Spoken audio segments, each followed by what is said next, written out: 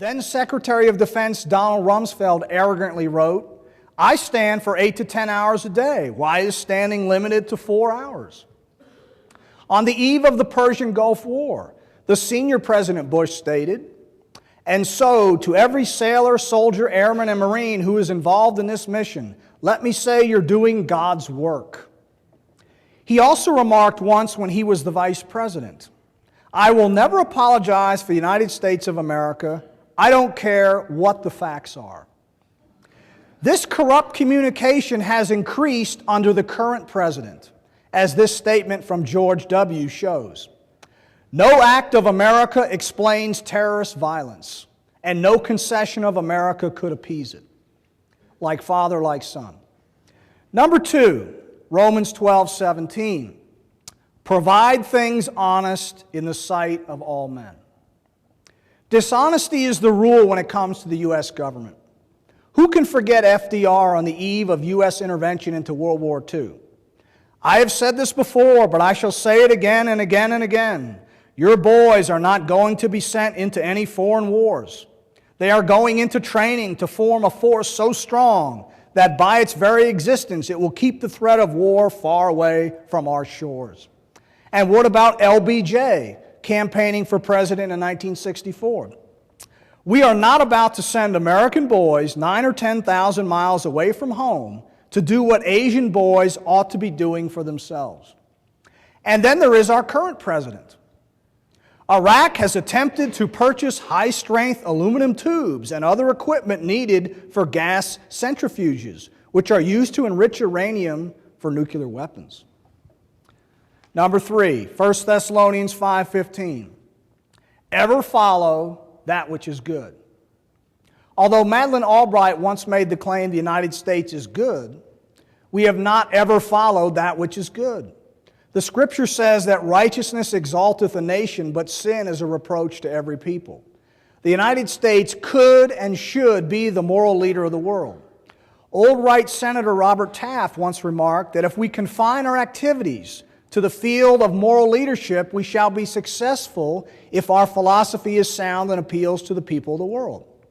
The problem with this, as Taft also recognized, is that the United States wants to force on foreigners, through the use of American money and even perhaps arms, the policies which moral leadership is able to advance only through the sound strength of its principles. And as old right Republican Congressman Howard Buffett explained, our Christian ideals cannot be exported to other lands by dollars and guns. Persuasion and example are the methods taught by the carpenter of Nazareth. Number 4, Galatians 6:10. As we have therefore opportunity, let us do good unto all men. Mrs. Albright also said of the United States, we try to do our best everywhere. This too is incorrect, for the United States does not do good unto all men. In many cases, we do just the opposite. Just ask those who have lost loved ones, limbs, or property from U.S. mines, bombs, and bullets. In a speech at a NATO summit before the invasion of Iraq, President Bush said, "Great evil is stirring in the world." Although the president would disagree with me, more often than not, it is the United States that commits evil deeds or stirs up evil in the world. Number 5, Ephesians 5:11. Have no fellowship with the unfruitful works of darkness. The U.S. government, through the CIA, the military, and the State Department, has regularly maintained cozy relationships with dictators, thugs, strongmen, and other corrupt rulers who commit works of darkness, as well as committing numerous works of darkness ourselves. Donald Rumsfeld should forever be haunted by the picture of him and Saddam Hussein taken in 1983 when he was sent to Iraq as a special envoy of President Reagan. Although the United States restored formal relations with Iraq in 1984, we had already begun, even before Rumsfeld made his trip, to secretly provide Iraq with intelligence and military support, contrary to our official neutrality in the Iran-Iraq war, and knowing that Iraq had used chemical weapons. The United States has also committed numerous works of darkness, including assassinations, propaganda campaigns, regime changes, and covert actions. Number 6, Romans 12:17.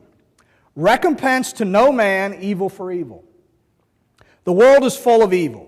Always has been, always will be. I believe it was Edward Gibbon who said, "History is indeed little more than the register of the crimes, follies, and misfortunes of mankind." When evil is committed against the United States, we should first seek to discover why it happened before we recompense evil for evil by sending in the Marines. As much as it pains me to say it, most of the evil perpetrated against the United States is in response to our interventionist foreign policy. Number 7, 1 Peter 4:15. Don't be a busybody in other men's matters. No one likes a busybody. People universally prefer that others mind their own business. The United States is a global busybody with bombs. Supposedly sovereign countries can't even have an election without the United States intervening in one way or another. But fraud or no fraud, foreign elections are none of our business. How would we feel if China or Russia sent observers to monitor our elections? As much as many Americans loathe George W. Bush, how would we feel if another country said that we needed to submit to a regime change? We would be outraged. Most of what happens in the world is none of our concern and certainly none of our business. Why do we wonder that the rest of the world objects to us sticking our nose in their business? Number 8, 1 Timothy 5:21. Doing nothing by partiality. Instead of doing nothing by partiality, the United States regularly does just the opposite. In fact, the history of U.S. foreign policy is the history of showing partiality to one country over another, or being partial to a country if it serves some policy objective, even if it means turning a blind eye to that country's ruler, system of government, human rights violations, treatment of women, or religious intolerance. Number 9, Romans 12:18. Live peaceably with all men. Even though there's an abundance of evil in the world, there is no reason why the United States cannot live peaceably with the rest of the world. When the Scripture simply says to live peaceably, it doesn't imply that you should make your opponents die so that you could live peaceably. The Scripture also says to live peaceably with all men. That would include countries that are communist or Muslim. It doesn't matter what form of government, type of ruler, or national policies a country has. We can live peaceably by recognizing that there is nothing we can do about most of the evil in the world.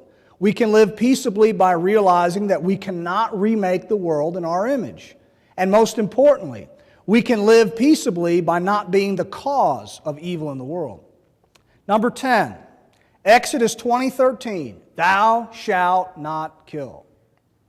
God only knows how many people around the world have been killed as a direct result of U.S. foreign policy.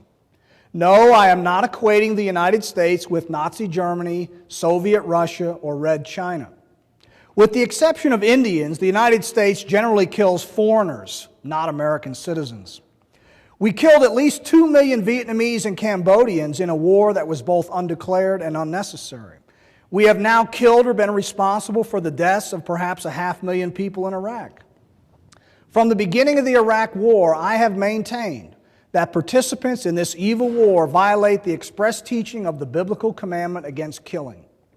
Christian apologists for the war say that either the commandments don't apply to the state, and therefore killing done in service for the state is permissible, or else that the sixth commandment is limited to murder, and therefore killing done in wartime is permissible. Therefore, just as Calvary covers it all, my past with its sin and shame, so the wearing of a uniform covers it all, my military service with its death and destruction.